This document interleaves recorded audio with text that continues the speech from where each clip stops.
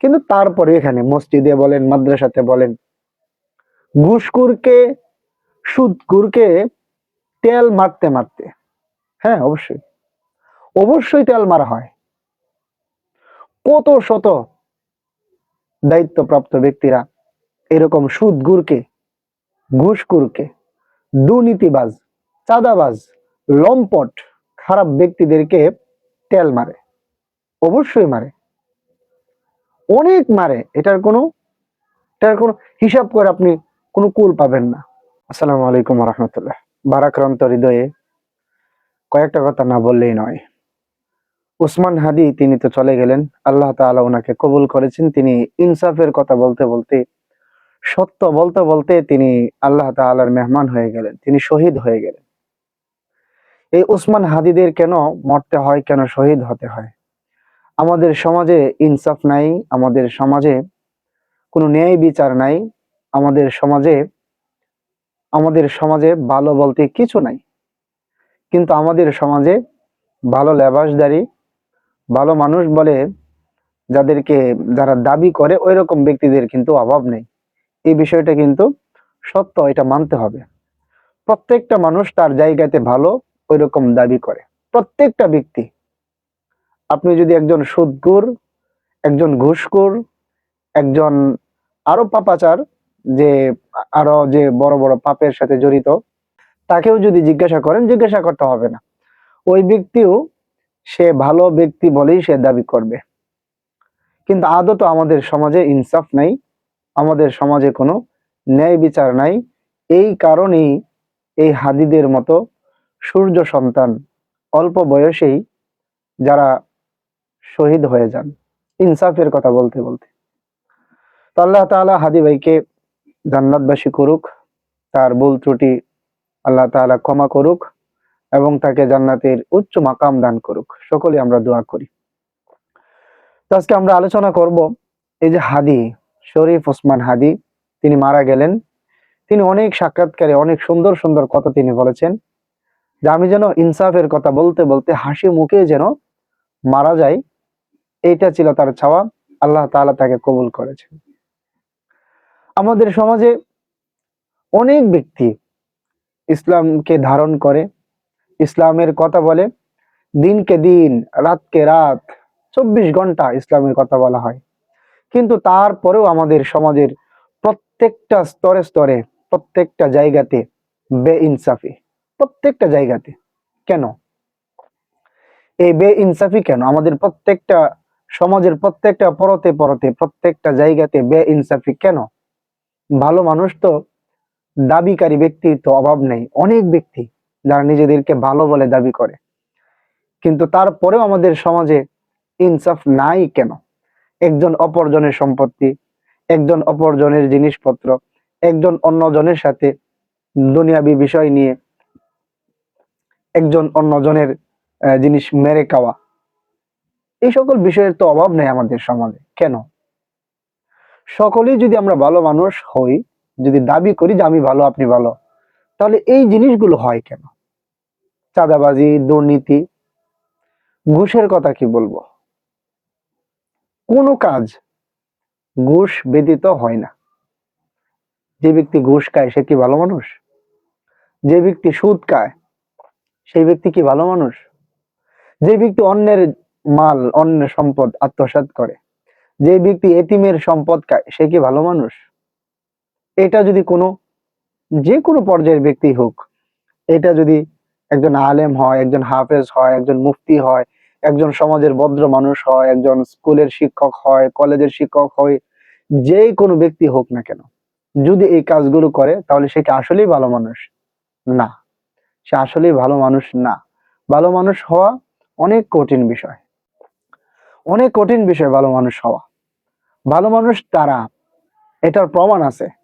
ভালো মানুষ ওই ব্যক্তি যে সত্য কথা বলতে বলতে, যে ব্যক্তি সত্য বলবে, সত্য বলার কারণে সে আপনার শত্রুতে পরিণত হবে। কারণ আপনি যখন ভালো বলবেন, আপনি যখন সত্য বলবেন, কোনো ব্যক্তি নাই যে ব্যক্তির বিরুদ্ধে এটা যাবে, ওই ব্যক্তি আপনাকে ভালো পাবে না, ওই ব্যক্তি আপনার শত্রু হয়ে যাবে। যদি আপনি সত্য বলেন, হক বলেন, আর যদি আপনি সুদের কথা বললেন, যে ব্যক্তি সুদ খায় ওই ব্যক্তি আপনার শত্রু হয়ে যাবে। যতক্ষণ পর্যন্ত ওই ব্যক্তি আপনার শত্রু হবে না, আপনি বুঝবেন যে আপনি তাহলে সত্যটা বলেন নাই। সুদের কথা বলবেন, ওই ব্যক্তি আপনার শত্রু হবে। আপনি আরো অন্যান্য বিষয় বলবেন, ঘুষের কথা বলবেন, অনেক মানুষ আপনার শত্রু হবে। কোরআনের আয়াত যে তোমরা সত্য বলো, ইয়া আইয়ুহাল্লাযীনা আমানুত্তাকুল্লাহা ওয়া কুলু কাওলান সাদীদা, সত্য বলার জন্য। উমর রাদিয়াল্লাহু তাআলা আনহুর ঘটনা আমরা জানি। উমর রাদিয়াল্লাহু তাআলা আনহু তিনি বিচারক ছিলেন, ন্যায় বিচারক ছিলেন, তিনি সত্য বলতেন। কিন্তু উমর রাদিয়াল্লাহু তাআলা আনহু তিনি ইসলামের কথা বলতে গিয়ে, ইনসাফের কথা বলতে গিয়ে, ন্যায় বিচার করতে গিয়ে উমর রাদিয়াল্লাহু তাআলা আনহু তিনি কিন্তু শহীদ হয়েছিলেন। তাহলে আপনি যখন সত্য বলবেন, আমি যখন সত্য বলবো, প্রত্যেকেই যখন সত্য বলবে, তখন কিন্তু শত্রু হওয়াটাই স্বাভাবিক। শরীফ ওসমান হাদি তিনি যে মারা গেলেন, শহীদ হলেন কেন? তিনি যদি শত্রুদের সাথে হাতে হাত মিলিয়ে চলতেন, বুকে মুখ মিলিয়ে চলতেন, তিনি যদি ঘুষখোরের সাথে যেভাবে চলে ওইভাবে চলতেন, তাহলে তো ওনার বন্ধু বান্ধবের কোনো অভাব হতো না, ওনাকে কেউ মারার লোক ছিল না। কিন্তু আজ কেন মারলো? ইনসাফের কথা বলেছেন এই কারণে। তো আমার প্রশ্ন ছিল যে আমাদের সমাজে ইনসাফ নাই কেন? ইনসাফ কে প্রতিষ্ঠিত করবে? কার মাধ্যমে ইনসাফ প্রতিষ্ঠিত হবে? সুদগুরের মাধ্যমে ইনসাফ প্রতিষ্ঠিত হবে না। ইসলাম সুদকে হারাম করেছে, আল্লাহ তাআলা সুদকে হারাম করেছে। সুদকে হারাম করেছে মানে এই হলো যে ইসলাম সুদ নিয়ে চলবে না। সুতরাং সুদখোরের মাধ্যমে ইসলাম প্রতিষ্ঠিত হবে না। এখন ইসলাম কে প্রতিষ্ঠিত করবে? কার মাধ্যমে ইসলাম প্রতিষ্ঠিত হবে? আল্লাহ রাসূল সাল্লাল্লাহু আলাইহি সাল্লাম নিজে, সাহাবায়ে কেরাম, ওনারা সমাজ পরিচালনা করেছেন, রাষ্ট্র পরিচালনা করেছেন, ইনসাফের রাষ্ট্র ওনারা পরিচালনা করেছেন। এটা আমাদের শিক্ষা। আজকের ওলামায়ে কেরাম যারা নবীর উত্তরসূরি হিসেবে দাবি করেন, তাদের কাজ কি? তাদের কাজ কি শুধুমাত্র মসজিদ মাদ্রাসাতে পড়ানো? না, অবশ্যই না। তাদের কাজ রাষ্ট্র পরিচালনা করা, অবশ্যই রাষ্ট্র পরিচালনা করা তাদের একটা দায়িত্ব।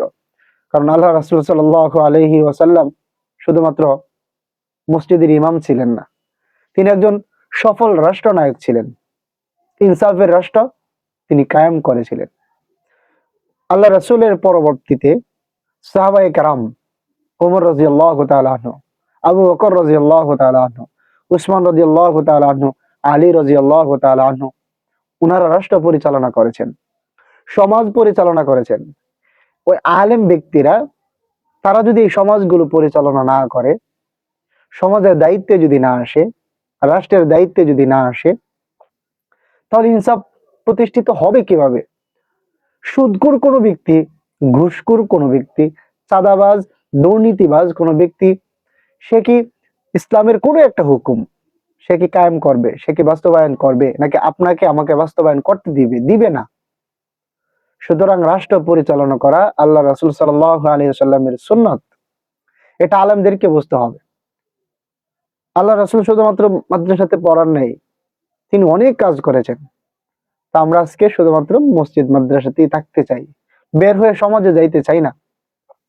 যদি না যান, তাহলে গরিবে সমাজের যে এতিম, সমাজের এতিম একটা ছেলে, এতিম একটা বাচ্চা, সমাজের বিধবা মহিলা, সমাজের বয়স্ক ব্যক্তি, সমাজের পঙ্গু ব্যক্তি, যে ব্যক্তি চলতে পারে না, ওই ব্যক্তি কিভাবে সে ইনসাফ পাবে? আমরা যা দেখতে পাই দুই চোখে, সমাজটা আজকে অমানুষে ভরে গেছে, অমানুষে ভরে গেছে। অমানুষগুলো ভালো মানুষ থাকতে তারা জায়গা পায় কি করে?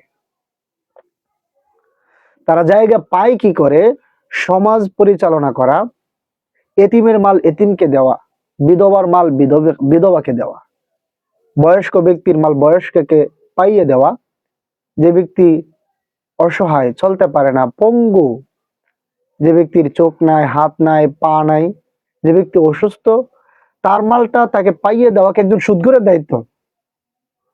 কোনোদিন, কোনোদিন না। একজন সুদখোর, একজন ঘুষখোর, একজন চাঁদাবাজ, একজন দুর্নীতিবাজ এগুলো করবে না। কে করবে তাহলে? কে করবে এগুলো কাজ? সমাজের পরিচালনা করা, সমাজ পরিচালনা করা। উমর রাদিয়াল্লাহু তাআলা আনহুর কাহিনী আমরা অনেকেই পড়েছি, আমরা অনেকেই জানি যে উমর রাদিয়াল্লাহু তাআলা আনহু রাষ্ট্র পরিচালনার সময় তিনি ছদ্মবেশ ধারণ করতেন। রাত্রিবেলায় তিনি পাড়া মহল্লায় যাইতেন, দেখতেন তার সময়ের কোন প্রজা না খেয়ে আছে, সহযোগিতা করতেন, তিনি খোঁজ খবর নিতেন।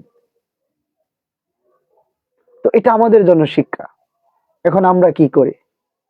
আমরা আমাদের সমাজকে ঘুষখোরের হাতে, চাঁদাবাজের হাতে, দুর্নীতিবাজের হাতে তুলে দিয়ে আমরা মাদ্রাসাতে পড়াই, মসজিদে পড়াই, আমরা ওইগুলোতে যাই না।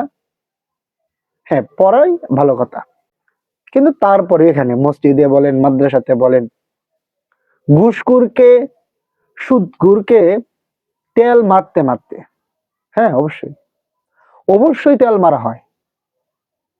কত শত দায়িত্বপ্রাপ্ত ব্যক্তিরা এরকম সুদখোরকে, ঘুষখোরকে, দুর্নীতিবাজ, চাঁদাবাজ, লম্পট, খারাপ ব্যক্তিদেরকে তেল মারে, অবশ্যই মারে, অনেক মারে। এটার কোনো হিসাব করে আপনি কোনো কুল পাবেন না যে কত যে তেল মারা হয়। মাদ্রাসাতে পড়াই ভালো কথা, তাহলে আপনি ওনাদেরকে তেল মারেন কেন? কেন মারা হয় তেল ওনাদেরকে? সুদকে আল্লাহ তাআলা হারাম করেছেন সুদগুরের টাকা এনে মাদ্রাসা চালানোর জন্য? কোনোদিন না। সুদকে আল্লাহ তাআলা হারাম করেছেন মানে কি? মানে হলো ইসলাম সুদ ছাড়া চলতে পারবে। আপনার মাদ্রাসাতে, আমার মাদ্রাসাতে, কোন একটা মাদ্রাসাতে সুদগুর যদি টাকা না দেয়, মাদ্রাসা অবশ্যই চলবে। তাহলে আপনি যাবেন কেন সেই সুদগুরের কাছে? কেন তার পিছন পিছন ঘুরবেন টাকার জন্য? কেন? এগুলো যদি করি, এগুলো যদি চলতে থাকে, সমাজ ইনসাফ আসবে? সমাজ ইনসাফ আসবে না। সমাজের দায়িত্ব নিতে হবে। মসজিদ মাদ্রাসার দায়িত্ব নেওয়া হয়েছে, আলহামদুলিল্লাহ, ভালো। এটা একটা অংশ, এটা একটা পার্ট। কিন্তু সমাজের যে বিধবা, সমাজের যে ইয়েতিম, সমাজের যে অসহায় ব্যক্তি, তাদের দায়িত্ব এই আলেম ওলামা, আল্লাহ রাসূলের যারা উত্তরসূরি, তাদের, মুসলমানের, অবশ্যই তাদের।